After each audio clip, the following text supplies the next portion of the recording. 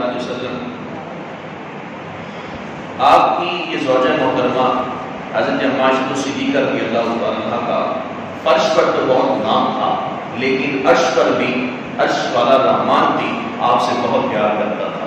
حضور نبی کریم صلی اللہ علیہ وسلم ایک موقع پر کسی کھلے میدان میں کھڑے ہیں اور ایک گھوڑا ہے، گھوڑے کے اوپر اپنے ہاتھ رکھا ہوا ہے، اور حضرت سیدنا جبریل علیہ السلام جو کہ نورانی مخلوق ہیں اور وہ انسانی لبادے میں بشر ہونے کی حیثیت سے انسان والا روح دھار کر حضرت سیدنا داہیہ کلبی رضی اللہ تعالیٰ عنہ آپ کی صورت میں آیا کرتے ہیں۔ تو ام عائشہ صدیقہ رضی اللہ تعالیٰ عنہ نے دیکھا، حضور میں نے آپ کو دیکھا ہے کہ آپ نے گھوڑے کے اوپر ہاتھ رکھا ہوا ہے اور داہیہ کلبی کے ساتھ آپ گفتگو کر رہے ہیں۔ تو آقا کریم علیہ السلام نے فرمایا، عائشہ کیا تم نے واقعی ایسا دیکھا ہے کہ میں نے گھوڑے پہ ہاتھ رکھا ہوا تھا اور میں داہیہ کلبی سے باتیں کر رہا تھا؟ ام عائشہ صدیقہ سے کہ ہاں جی حضور میں نے دیکھا ہے، اپنی آنکھوں سے دیکھا ہے کہ آپ نے گھوڑے کے اوپر ہاتھ رکھا ہوا تھا اور آپ کے سامنے داہیہ کلبی تھے، آپ ان کے ساتھ باتیں کر رہے تھے۔ کہا عائشہ وہ داہیہ کلبی نہیں تھے، وہ جبریل امین تھے، وہ رب کی طرف سے پیغام لے کر آئے تھے، اور پیغام بھی یہ تھا عائشہ وہ تمہیں سلام کہنے کے لیے آئے تھے، وہ تمہیں سلام کہنے کے لیے آئے تھے۔ جب ام عائشہ صدیقہ رضی اللہ عنہ کو یہ پیغام دیا گیا تو آپ بڑی خوش ہوئی، اور آپ نے آگے سے اس سلام کا جواب ارشاد فرمایا وعلیکم السلام ورحمۃ اللہ وبرکاتہ۔ جب یہ کہا تو آگے جملہ قابل غور ہے، آپ نے فرمایا کہ میزبان بھی بہترین ہے اور مہمان بھی بہترین ہے۔ یہ جو میزبان ہے جس کے پاس جبریل امین آئے ہیں یہ بھی بہترین ہے، اور جو مہمان بن کے آئے ہیں وہ بھی بہترین ہے۔ کہ میزبان تو میرے سر کے تاج ہیں، جو مہمان آئے ہیں بارگاہ خداوندی سے میرے بارے میں سلام لے کر آئے ہیں وہ بھی بہترین ہے۔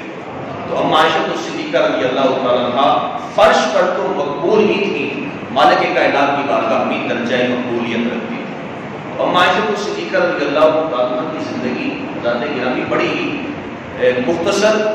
اور بڑی ہی جامع، عبادات کے اعتبار سے دیکھیں، ریاضت کے اعتبار سے دیکھیں، اخلاق و کردار کے اعتبار سے دیکھیں تو ہر ایک عنوان آپ کو ایک الگ سے الگ فرق نظر آتا ہے۔ سیدہ ام عائشہ صدیقہ رضی اللہ عنہ کی پردے داری کی بات کرتے ہیں، ابھی پردے والی آیات نازل نہیں ہوئی تھی، 22ویں پارے میں وہ آیات بینات ہیں جو پردے سے متعلق نازل ہوئی۔ اسلام جب پھیلا آہستہ آہستہ تو ابھی اس وقت اتنی پابندیاں نہیں تھیں، پردے کے احکام نازل نہیں ہوئے تھے، صحابہ کرام گھر میں آ کر بیٹھ جاتے، آقا کریم علیہ السلام بھی تشریف فرما ہوتے، آپ کی ازواج مطہرات بھی ہوتی، چونکہ پردے کا حکم نازل نہیں ہوا تھا۔ تو پردے کی جو آیات نازل ہوئی یہ کہ حضرت سیدنا فاروق اعظم رضی اللہ عنہ کی منشا کے مطابق نازل تھا۔ انہوں نے عرض کیا تھا حضور اب ہماری ایک تعداد بنتی جا رہی ہے تو کیوں نہ ایسا ہو کہ ہم ازواج کو حکم فرمائیں کہ وہ پردہ کیا کریں۔ صحابہ کرام سے اب یہ حکم فرمانا تھا کہ مالک کائنات رب لم یزل نے قرآن مجید فرقان حمید کی آیت بینات پردے والے نازل فرمایا۔ جب پردے کے احکامات نازل ہو گئے، پردے سے پہلے بھی سیدہ ام عائشہ صدیقہ رضی اللہ عنہ بڑی پابندہ تھی، بہت پردہ کیا کرتی، اور جب پردے کے احکامات نازل ہو گئے اس کے بعد مزید آپ نے پردہ کرنا شروع کر دیا۔ حضرت اسحاق رضی اللہ تعالیٰ یہ تابعی ہیں، یہ نابینا تھے، تو ابھی چونکہ پردے کے احکامات نازل ہو چکے لیکن ان کے علم میں نہیں تھا کہ پردے کے احکامات نازل ہو گئے، تو ام عائشہ صدیقہ رضی اللہ عنہ کے پاس کچھ سوال کرنے کے لیے، کچھ پوچھنے کے لیے، کیونکہ صحابہ کرام میں جو مفتی تھے وہ حضرت سیدنا صدیق اکبر رضی اللہ تعالیٰ عنہ تھے آقا کریم علیہ السلام کے بعد، اور خواتین میں جو مفتیاں تھیں، جو عالمہ تھیں، جن کے پاس آپ نے خواتین سوال کرتی وہ حضرت سیدہ ام عائشہ صدیقہ رضی اللہ تعالیٰ عنہ تھی۔ اور پھر یہی نہیں کہ خواتین آتی تھیں، مرد بھی، صحابہ کرام بھی ام عائشہ صدیقہ کے پاس آ کر سوالات پوچھا کرتے تھے۔ تو یہ بھی آئے کہ یہ نابینا تھے، انہوں نے آ کر ام عائشہ صدیقہ رضی اللہ تعالیٰ عنہ سے سوال پوچھنا چاہا تو ام عائشہ صدیقہ رضی اللہ تعالیٰ نے پردہ کر دیا۔ تو یہ عرض کرتے ہیں کہ اے ام المؤمنین، اے مومنین کی ماں، میں تو نابینا ہوں، میں تو آپ کو دیکھ نہیں سکتا۔ تو ام عائشہ صدیقہ عرض کرتی ہیں اے آنے والے، اگر آپ مجھے نہیں دیکھ سکتے ہیں میں تو آپ کو دیکھ سکتی ہوں نا۔ اس بنا پر آ کر آپ نے پردہ کر دیا،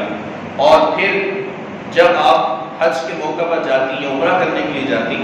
تو بڑی باپردہ ہو کر جایا کرتی تھی، اور یہاں تک روایات میں آتا ہے، احادیث سے تو یہ بات کو پڑھنے میں یہ باتیں سامنے آئی کہ جب آپ نے طواف کرنا ہوتا تو رات کی تاریکی میں طواف کیا کرتے تھے، اور اگر کچھ مرد حضرات مطاف میں موجود ہوتے تو کعبہ شریف کو مردوں سے خالی کرا دیا جاتا تھا، اس لیے کہ نبیوں کی، اس لیے کہ مومنین کی ماں اور امام الانبیاء صلی اللہ علیہ وسلم کی زوجہ محترمہ نے آ کر طواف کرنا ہے۔ اما عائشہ صدیقہ کے لیے مطاف کو خالی کرا دیا جاتا تھا کہ رات کی تاریکی میں آپ طواف کیا کرتے ہیں۔ ایک مرتبہ حج کے موقع پر خواتین جو آپ کے ساتھ موجود تھی انہوں نے کہا ام المؤمنین آئیے ہم جا کر حجر اسود کا بوسہ لیں، حجر اسود کا بوسہ لیں۔ تو اما عائشہ صدیقہ رضی اللہ تعالیٰ نے عرض کی کہ وہاں مرد موجود ہیں، میں مردوں میں نہیں جاتی، میں بوسہ لینے کو ترک کر دوں گی لیکن میں مردوں کے قریب نہیں جاؤں گی۔ یہاں پر آ کر اما عائشہ صدیقہ رضی اللہ تعالیٰ نے اپنی اس پردہ داری کو بھی ظاہر کیا ہے۔ حضور نبی کریم صلی اللہ علیہ وسلم کے وصال کے بعد جب آپ کو گنبد خضرا کا مکی بنا دیا گیا، آپ مدفن ہو گئے، تو اس کے بعد اما عائشہ صدیقہ رضی اللہ تعالیٰ جاتی اور فرماتی ہیں کہ میں جب میرے سر کے تاج امام الانبیاء کا وصال ہوا، چونکہ میرے مجاز خدا تھے، تو میں معمولی سی اوڑھنی اوڑھ کر چلے جایا کرتی تھی اور جا کر میں حاضری پیش کر آیا کرتی تھی، اور پھر اس کے بعد جب میرے باپ حضرت سیدنا صدیق اکبر رضی اللہ تعالیٰ کا بھی وصال ہو گیا تو پھر بھی میں معمولی اوڑھنی اوڑھ کر چلے جاتی، اس لیے کہ جو پہلے دنیا سے پردہ کر گئے وہ میرے مجازی خدا تھے، میرے سر کے تاج تھے، امام الانبیاء تھے، میرے شوہر تھے، اور بعد میں رخصت ہونے والے وہ میرے باپ تھے، تو میں معمولی پردہ اوڑھ کر میں چلے جاتی کہ مجھے ان سے حیا نہیں آتی تھی کہ ایک تو میرا شوہر ہے اور ایک میرا باپ ہے۔ تو جب حضرت سیدنا صدیق اکبر رضی اللہ عنہ کے ساتھ ہی سیدنا فاروق اعظم رضی اللہ عنہ کا وصال ہو گیا اور آپ کا مدفن بھی وہی بنا دیا گیا، تو فرماتی ہیں کہ واللہ قسم اٹھا کر ارشاد فرمایا کہ جب سے فاروق اعظم کا انتقال ہوا ہے تب سے میں اپنے اوپر اتنا موٹا کپڑا اوڑھ کے جاتی ہوں کہ میرے جسم کا ایک بال بھی نظر نہیں آتا، اس لیے کہ مجھے عمر سے حیا آتی ہے، مجھے عمر سے حیا آتی ہے۔ حضرت سیدہ اما عائشہ صدیقہ رضی اللہ عنہ کا بھی عقیدہ تھا کہ نبی بھی زندہ ہوتے ہیں اور صحابہ بھی زندہ ہوتے ہیں، فرمایا کہ مجھے عمر سے حیا آتی ہے، اگر میں سلام پیش کرنے کے لیے جاؤں، پہلے بات کچھ اور تھی لیکن اب جاؤں گی، اب عمر بھی ہوگی تو مجھے عمر سے حیا آتی ہے۔ حضرت اما عائشہ صدیقہ رضی اللہ تعالیٰ عنہ نے اپنے آپ کو پردے داری کا اس قدر محفوظ بنا کے رکھا تھا کہ ساری زندگی آپ نے پردے داری کی حالت میں گزاری ہے۔ حضور نبی کریم صلی اللہ علیہ وسلم کی تمام ازواج مطہرات کا عمل مبارک دختران اسلام کے لیے، حوا کی بیٹیوں کے لیے مشعل راہ ہے۔ زندگی گزارنا چاہتے ہیں تو بیوی کی صورت میں اما عائشہ صدیقہ رضی اللہ عنہ کی سیرت کو دیکھا جائے،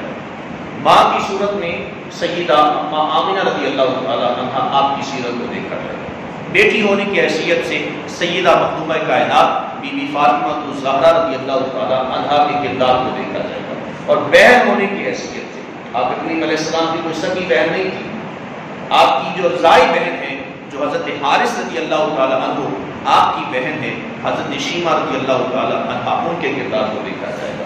تو عورت ہونے کی حیثیت سے چاہے وہ ماں ہے، بہن ہے، بیٹی ہے، زوجہ ہے، اس کو در مصطفیٰ کو تھامنا ہوگا، آقا کریم علیہ السلام کی اہل بیت کرام کی زندگیوں کو تھامنا ہوگا۔ حضور علیہ السلام نے اپنی زوجہ سے پیار کر کے امت محمدی صلی اللہ علیہ وسلم کے مردوں کو پیغام دیا ہے کہ اپنی ازواج کے ساتھ پیار کرو۔